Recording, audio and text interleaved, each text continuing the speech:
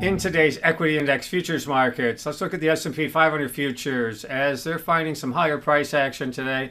S&P 500 futures higher for a second session. Today we're looking at the futures market up about 20 basis points, just under 0.25%.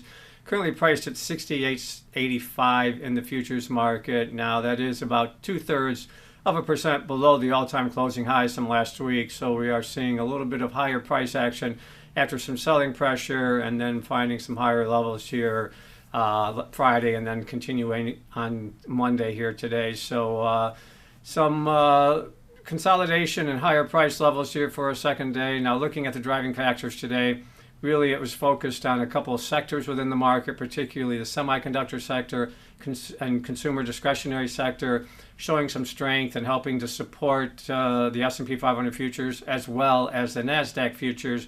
But we are seeing continued dispersion in the market with some of the other sectors selling off today. And therefore, we did see the Russell under some pressure and the Dow futures down about 0.5%. So when you look at the price action overall, big dispersion once again today with the Nasdaq up about 0.5% and the Dow futures down about 0.5%.